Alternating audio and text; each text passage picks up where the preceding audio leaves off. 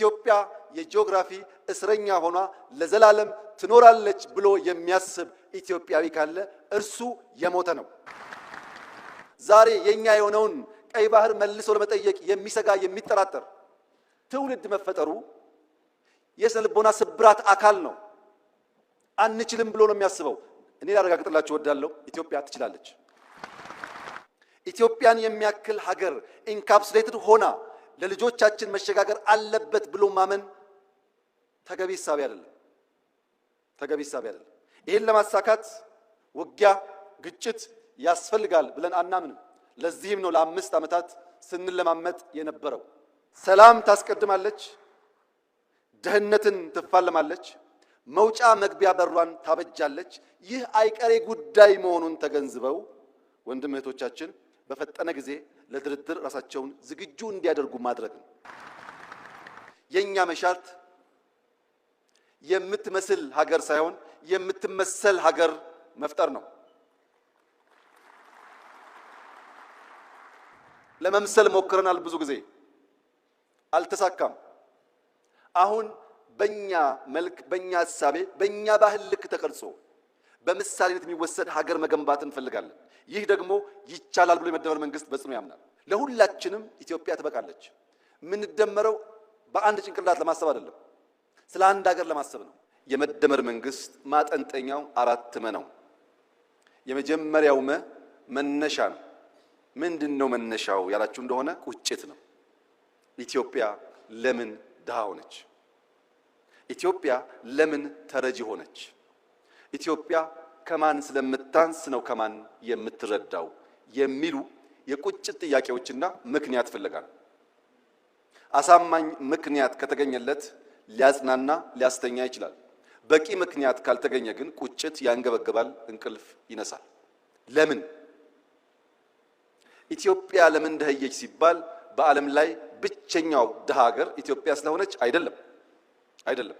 ብዙ ድሃ ሀገር ናችሁ ተብለው የተቀበሉ ሀገሮች አሉ።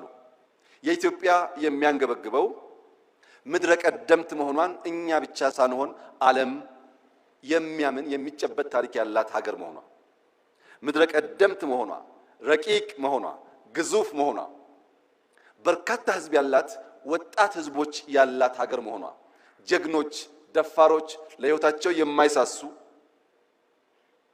በረጅም ጊዜ ውስጥ ቢለካ ጀግነታቸው ያልነጠፈ ህዝቦች መኖሪያ መሆኗ፣ ኢትዮጵያን የመሰለ ለፈጣሪ የቀረበ አኩሪ ታሪክ ያለው የነጻነት ገድል ያለው ብዙ ህዝብ በተፈጥሮ የታደለ በኪነ ህንፃ፣ በባህል፣ በታሪክ ምንም የሚያሳፍር ነገር የሌለው ህዝብ እንዴት ድሃ ሆነ? እንዴትስ ለማኝ ሆነ ብሎ መጠየቅ ያስፈልጋል። ኢትዮጵያውያን እርሻን እንደጀመሩ ይነገራል። ምድረ ቀደምት ስለሆኑ እርሻን ጀምረን ብረት ቀጥቅጠን ማረሻ ሰርተን አርሰን አጭደን መብላት የጀመርንና ያስጀመርን ህዝቦች እንዴት እዚያው ተቸክለን ቆመን ምግብ ለኛ እንቆቅልሽ ሆነብን? ኢትዮጵያውያን በሸማ ልብስ ባህላዊ በሆነ መንገድ ልብሳቸውን በመስራት በታሪክ ብቻ ሳይሆን ዛሬም ሁላችሁም እንደምታውቁት በሽመና የሚታወቅ ባህል ያለው ሀገር ነው ኢትዮጵያ። ሸምነን መልበስ የቻልን ሽመናን ያስተማርን ኢትዮጵያውያን እንዴት ልብሳችንን ማምረት አቅቶን ልብስ ከውጭ የምንሸምት ሆነ? በባህል መድኃኒት በሁላችሁም ቤት ጓዳ እንደሚታወቀው ለብዙ ችግሮች መድኃኒት ቅጠል በበጠስ መቀመም መፈወስ የሚችል ታሪክና ባህል ያላት ኢትዮጵያ እንዴት መድኃኒት ማምረት ተሳናት? ምንም እንጥፍጣፊ እርሾ ባይኖር ብንደህይ ባልገረመ ነበር። ግን ልምዱ ታሪኩ አስቻይ ሁኔታ እያለ እንዴት ድሃ ሆነ? በዓለም ላይ ከፍተኛ የወርቅ ሪዘርቭ ያከማቹ ሀገራት ወርቅ በማምረት አይታወቁም። እነሱ ከኛ ጥቂቱን ወርቅ ገዝተው ሼልፍ ላይ በማስቀመጥ ሀብታም ተባሉ። እኛ የበዛውን ወርቅ በከርሰ ምድር በማስቀመጥ ድሃ ተባልን። እኛ ጋር ያለው ወርቅ እነሱ ጋር ካለው ወርቅ ይበልጣል። ያስቀመጥንበት ቦታ ብቻ ነው የሚለያየው። ያ ያስቀመጥንበት ቦታ ድሃ የሚያስብል ከሆነ የቦታ ለውጥ ለማምጣት ኢማጂኔሽን ፓወር ያስፈልጋል ማለት ነው። የተሰጠንን ድህነት መቀበል ብቻ ሳይሆን የቦታ ለውጥ አድርጎ መስተካከል ያስፈልጋል እና አንደኛው ወደ ኋላ የሚያስጉዘው ቁጭት ነው። ሁለተኛው ቅናት ነው። የመንፈስ ቅናት። ሌሎች እንዴት ዘመኑ? እንትና ወርቅ የላቸውም፣ የሚታረስ መሬት የላቸውም፣ ከኛ የላቀ ፖፑሌሽን የላቸውም፣ ከኛ በምን ልቀው እነሱ ዘመኑ፣ እኛስ በምን አንሰን ደህይተን ቀረን የሚል ቅናት። ለዚህ መነሾ የኋልዮሽ የመደመር መንግስት ሲጓዝ ስብራቱ የት ገጠመን፣ የት ጋ ነው ያለፉን፣ የት ጋ ነው ስናንቀላፋ እነሱ የቀደሙን እኛ የቀረ ነው ብሎ የታለፍንበትን ዘመናት ወደ ኋላ ለመፈተሽ ይሞክራል። በዚህ መነሾ ውስጥና የኋልዮሽ ጉዞ የመደመር መንግስት የተገነዘባቸው አንኳር እሳቤዎች አንደኛ የተዛቡ ጥያቄዎች ናቸው። በትክክል አለመጠየቅ ትክክለኛ ምላሽ እንዳናገኝ ስለሚያደርገን። ሁለተኛ ለተዛባው ጥያቄ አፍራሽ የለውጥ ሂደት መከተላችን። ሶስተኛው መንገዱ ነው። እንዴት ብንጓዝ ነው ያን የሚያጓጓ ራዕይ ልናሳካ የምንችለው? አንደኛ ከውስጥ ወደ ውጭ በማየት ነው። የኢትዮጵያ ክርስትና፣ የኢትዮጵያ እስልምና ለዓለም የሚያስተምረው ትርፍ ዕውቀት ያለው እንጂ ከዓለም የሚናፍቅ ሊሆን አይችልም። ምክንያቱም ክርስትና ተጀምሮ በ30 ዓመቱ ገደማ ነው ኢትዮጵያ የገባው። እስልምና ተጀምሮ በተጀመረበት አገር ሳይስፋፋ ነው ኢትዮጵያ የገባው።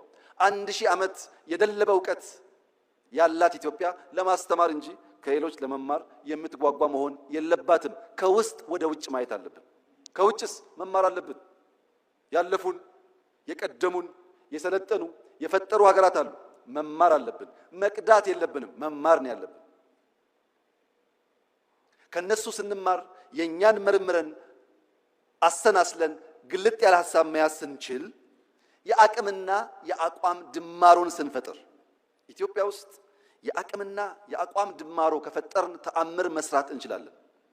የአቅምና የአቋም ድማሮ ግን መፍጠር አስቸጋሪ ሆኖ ለሚታየን ዜጎች የዛሬው መድረክ በቂ አስተማሪ ይመስለኛል። አብይና ዘሪሁን፣ አብይና ጌታቸው፣ አብይና ፈላስፋው ዳኛቸው ስለ ሀገራቸው ጉዳይ በአንድ ቦታ የሚቀራረብ ቋንቋ መነጋገር የሚችሉ ከሆነ ከነዚህ ሰዎች የተለየ ክሪቲክ፣ ከነዚህ ሰዎች የተለየ ሐሳብ የሚያንሸራሽር እምብዛም የለም። ዳኛቸው ማለት እድሜ ልኩን በመተቸት በመቃረን ሐሳብ በማመንጨት በመጠየቅ የራሱን ስራ እስኪሰዋ ድረስ ተጋድሎ ያደረገ፣ ከቤተሰብ እስኪቃረን ድረስ ተጋድሎ ያደረገ የረጅም ዘመን የበቃ ምሁር ነው። ዘሪሁን በኢህአዴግ በመጀመሪያ ወራት ከዩኒቨርሲቲው ከተባረሩ ምሁራን መካከል አንዱ ነው። በዚሁ ስራው ኢህአዴግ ውስጥም ደጋፊ ተቺ ነበር፣ በእኛ ጊዜም ተቺ ነበር። ለመተቸት ሐሳብ ለመመንዘር ችግር ያለባቸው ሰዎች አይደሉም። የጌታቸው መናገር አያስፈልግም ብዬ የአቅምና የአቋም ድማሮ ሲፈጠር ደግሞ የኔ ህልም ፓርላማው ለምስራቅ አፍሪካ ወንድሞቻችን ይሄን ያክል ቢሊዮን ይበቃል፣ ይሄን ያክል አይበቃም ብሎ በጀት ላይ መከራከር የሚጀምርበትን ጊዜ ማየት ፈልጋለሁ። ኢትዮጵያ ማገዝ አለባት። ልክ ሌሎች እኛን ለማገዝ ተከራክረው እንደሚወስኑት እኛም ወንድሞቻችንን ለማገዝ በግልጽ ህግና ስርዓት ተከትለን ተወያይተን ገንዘብ አሎኬት አድርገን ወንድሞቻችን የምናገዝ መሆን አለብን። ያ እንዲሆን ደግሞ አራተኛው ማ ያስፈልጋል። መንግስት ማለት በዓለም ላይ ከተፈጠሩ ነገሮች ሁሉ የሚበልጠው ትልቁ ፈጠራ ማለት ነው። ኒውክሌር ሳይንስ አይደለም፣ ስፔስ ሳይንስ አይደለም፣ አርቲፊሻል ኢንተለጀንስ አይደለም። ትልቁ ፈጠራ መንግስትን መፍጠር ነው። አልበርት አንስታይን E=mc² ያለውን ቀመር መንግስት አልቦ በሆነ ሁኔታ ውስጥ ቢቀምረው ታቅፎት ይቀር ነበር። ያን ፈጠራ ያን ህልም እውን ያደረገው መንግስት ነው። ማንኛውም ፈጠራ መንግስት ባልጠነከረበት ሁኔታ ይመክናል። ይህ መንግስት ከፈጠራው ሁሉ ለየት የሚያደርገው ምንድነው ያላችሁኝ እንደሆነ የአፈጣጠር መነሾው ነው። ተፈጥሯዊ ስለሆነ ነው።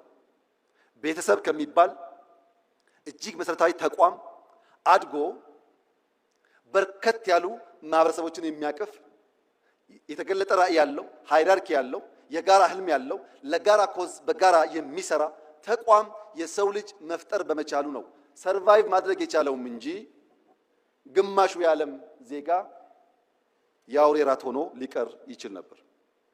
መንግስት ወሳኝ የሚሆንበት ዋናው ምክንያት ዛሬ ላይ ቆሞ ነገን መስራት በመቻሉ ነው። ያለነው ዛሬ ነው። እምናወራው ስለ መውጫ መግቢያ በራችን ነው። ያ መውጫ በር ሲሳካ እዚህ ካለነው ግማሻችን ላንኖር እንችላለን። ነገር ግን ልጆቻችን በተዘጋ ሀገር ውስጥ የሚኖሩ ደሃና ለማኞች ሳይሆኑ የታሪክ ሰሪ ልጆች ሆነው ልማታቸውን አፋጥነው ወንድም ህዝቦች የሚደግፉ ይሆናሉ። ነገን ዛሬ ላይ ማየት መስራት ለሚለው ቀለል ባለ መንገድ ለመገንዘብ ኢትዮጵያውያን የአፍሪካ እግር ኳስ ጨዋታ በመጣ ቁጥር ያዝናሉ፣ ይተክዛሉ፣ ይተቻሉ። ለምን? የኢትዮጵያ ብሔራዊ ቡድን በእንደዚያ ባለው መድረክ ልክ እንደ ሩጫው ስመጥር ስራ ሲሰራ ስለማያዩ ዛሬ በእርግጠኝነት ነግራችሁ የዛሬ 10 ዓመት ቢበዛ የዛሬ 10 ዓመት የኢትዮጵያ ብሔራዊ ቡድን በአፍሪካ ውስጥ አስደናቂ ስራ ሰርቶ እኛም እንደሌሎቹ የምንተክዝ ሳንሆን በአፍሪካ መድረክ በዓለም መድረክ በልጆቻችን የተካነ ብቃት የምንኮራበት ጊዜ ይመጣል። ይሄ ምኞት አይደለም፣ በስራ የተገለጠ ነው። አዲስ አበባ ላይ ከ100 በላይ ጥቃቅን ስታዲየሞች ገንብተናል። በየሰፈሩ እንደምታዩት። ለምን? እሱን ሳትሰራ ቴሌቪዥን እያየ ብትቆጭ ከቁጭት ባሻገር ውጤት ልታይ አትችልም። ፋውንዴሽኑን ብትሰራ ግን ነገ ለውጥ ይመጣል። ለዚህ ነው መንግስት ዛሬ ላይ ሆኖ ነገን የሚተልመው። ወቅታዊ መረጃዎች ቶሎ እንዲደርሳችሁ ቻናሉን ላይክ እና ሰብስክራይብ በማድረግ ይከታተሉ።